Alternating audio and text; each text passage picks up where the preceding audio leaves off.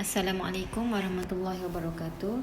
Kali ini kita akan belajar tentang keseimbangan redox, iaitu bab 1 silibus KSSM. Okey.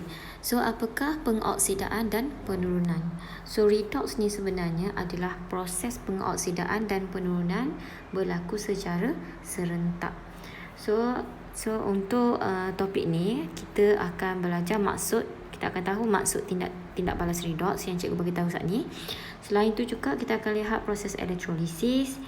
Lepas tu kita akan tahu apa itu ejen pengoksidaan, macam mana nak tentukan sesuatu bahan tu ejen pengoksidaan atau ejen penurunan, dan juga nilai keupayaan elektrod piawai. Yang ni yang baru yang elektrod piawai. Lepas tu juga kita akan belajar langkah-langkah yang perlu diambil untuk mencegah pengaratan. Yang ni later. Okey, ni sedikit standard pembelajaran, boleh baca.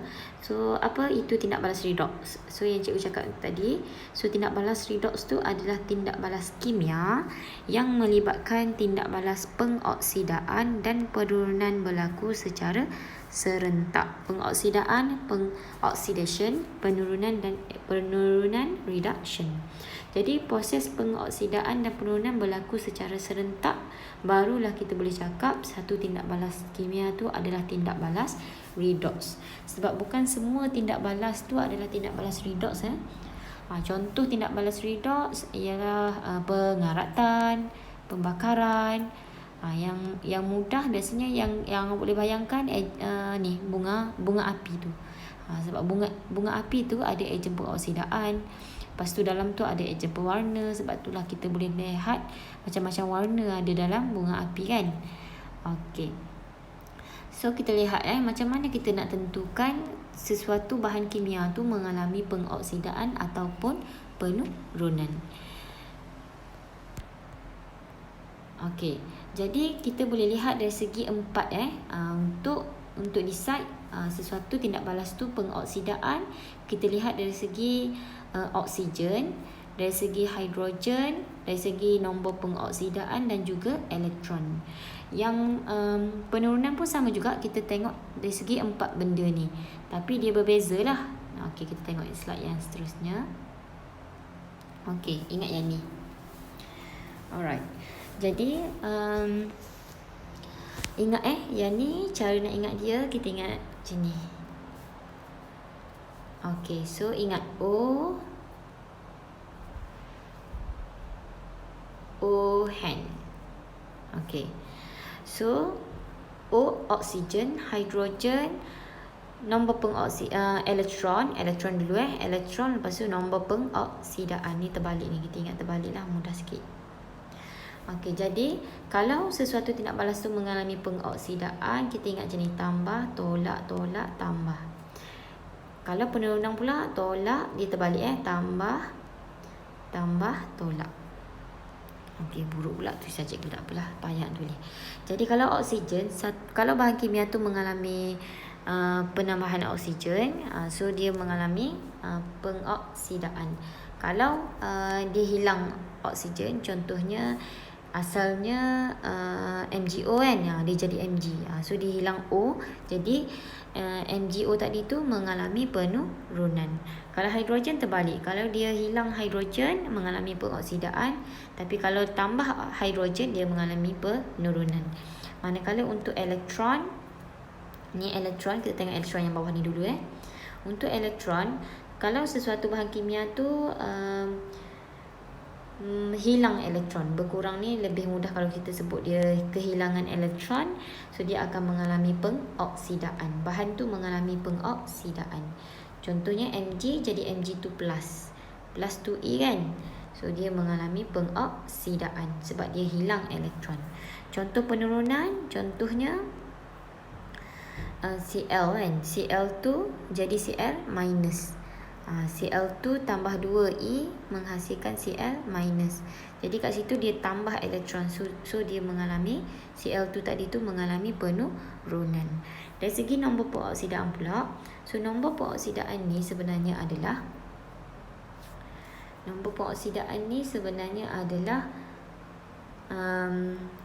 charge charge sesuatu ion tu. Contohnya Mg kan. Mg dia akan jadi Mg2 plus tambah 2E. Okey, kat sini kita boleh lihat, so magnesium kehilangan 2 elektron.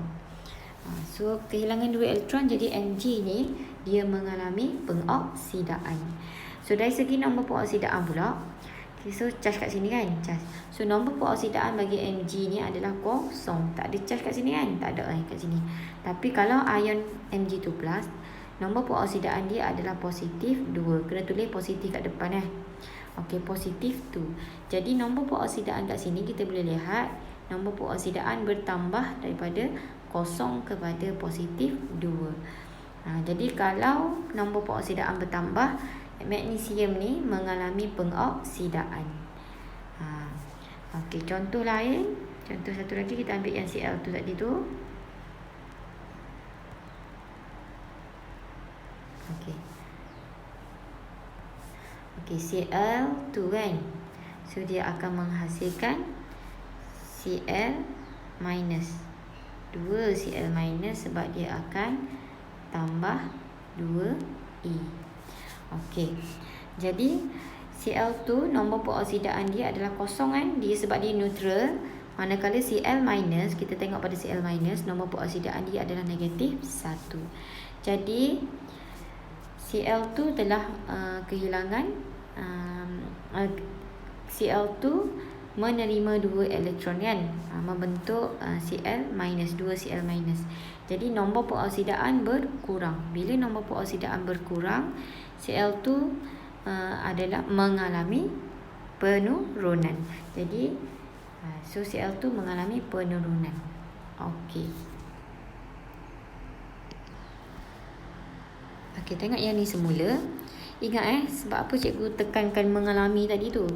Sebab kalau sesuatu bahan kimia tu mengalami pengoksidaan, jadi sebenarnya dia mengalami ni, kalau mengalami pengoksidaan, so sebenarnya dia adalah ejen penurunan. Sebab ejen penurunan bahan yang menurunkan suatu bahan lain. Dan bahan tu mengalami pengoksidaan. Manakala kalau ejen pengoksidaan, bahan tu mengalami penurunan. Bahan yang mengalami penurunan.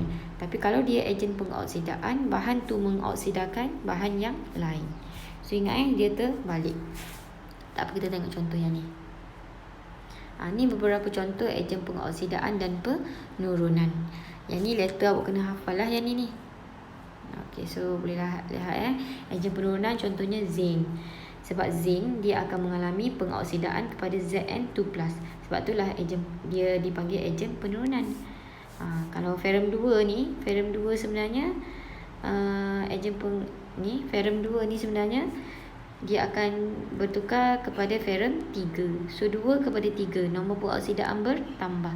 Bila nombor pengoksidaan bertambah, ingat OH tadi tu, kalau bertambah, so mengalami pengoksidaan. Sebab tu dia ejen penurunan. Macam Cl2 ni, okey, Cl2 dia akan mengalami penurunan. Sebab itulah dia adalah ejen pengoksidaan. Okey, so ni ada contoh, beberapa contoh tindak balas. Okey, kita lihat yang ni kan. Okey, boleh lihat ZNO yang ni. ZNO jadi Zn. So bila Zn, so mengalami penurunan. Sebab penurunan sebab dia buang oksigen. Kalau terima oksigen, contohnya C, dia terima oksigen kan, dia tambah oksigen jadi CO2. So dia mengalami pengoksidaan. Kalau mengalami pengoksidaan, dia adalah ejen penurunan.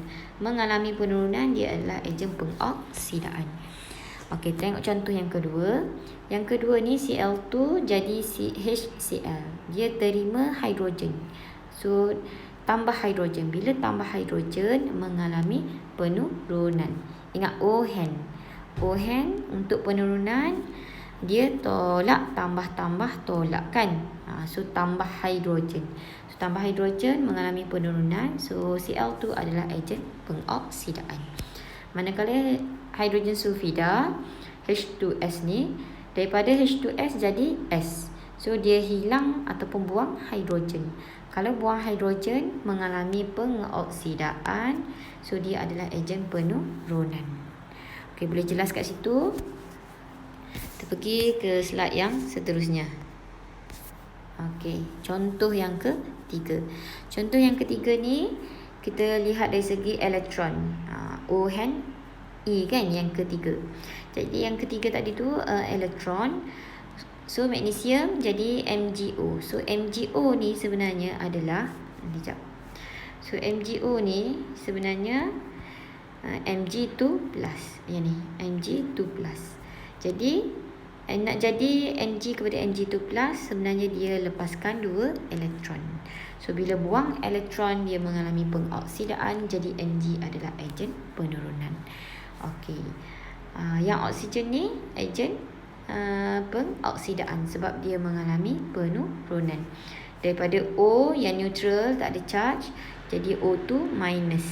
Nak jadi O2 minus tambah 2 elektron, terima 2 elektron. So bila dia mengalami penurunan dia adalah ejen pengoksidaan.